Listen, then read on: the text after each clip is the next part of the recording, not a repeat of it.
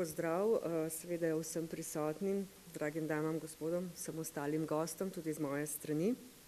In hvala za zaupanje in priložnost, da smo vas smeli danes povezati oziroma vas povezujemo s tem dogodkom, ki nam bo vsem, vsaj upam tako, prinesel nove priložnosti za sodelovanja. Zakaj pa je mentorstvo tako pomembno? Zato, ker 21. stoletje zahteva razvoj novih znanj oziroma višjo raven usposobljenosti. Znanje se stara hitreje kot kdajkoli prej in ga je potrebno ves čas nadgrajevati.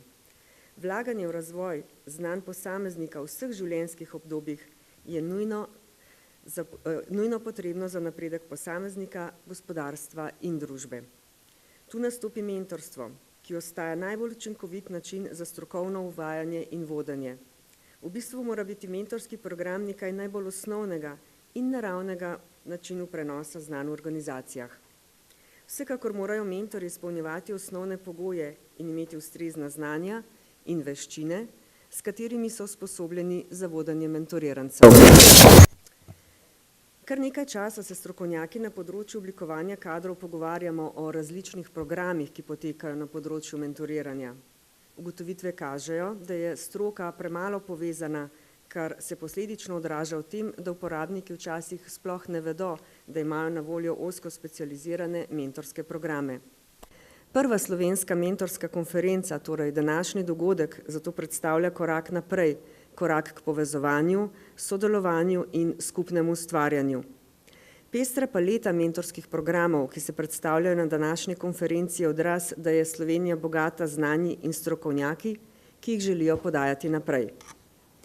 Zaslužni profesor dr. Albin Igličar je lani za priročnik o mentoriranju napisal: mentorstvo je tek na dolge proge.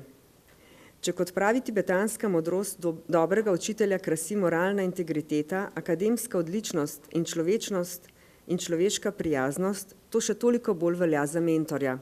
Le ta mora biti moralno pokončna oseba, ki je strokovnjak na svojem področju, vendar s široko splošno razgledanostjo in mora biti prijazen. Rad mora imeti ljudi in svoje učence.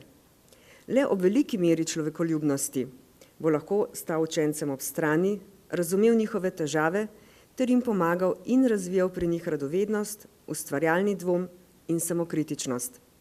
Delo in življenje mentorja naj bo takšno, da ga bodo njegovi varovanci lahko posnemali. To pa se ne zgodi v bežnem ali enkratnem stiku, ampak skozi dneve, tedne, mesece in lahko tudi leta. Iskreno in lepo je povedal tudi predsednik Vlade Republike Slovenije dr. Miro Cerar, ki je hkrati tudi častni pokrovitelj naših dogodkov.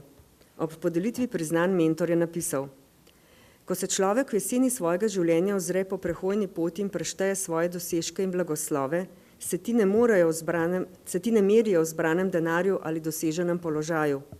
Pokaže se, da so najpomembnejša dejanja tista, s katerimi smo na svoji življenjski poti pomagali drugim ter odpirali srce novim poznanstvom. Nesebično prenašanje svojega znanja, mentorstvo in pomoč mladim, da lahko svoje teoretična znanja udejanjajo in dograjujejo v praksi, je odraz plemenitosti, ta pa izhaja iz srca. Spoštovani gostje, naj bodo te plemenite besede predsednika vlade dobra iztočnica za začetek našega druženja in naj se na današnji dan oplemenitijo znanja, poznanstva in sodelovanja. Hvala.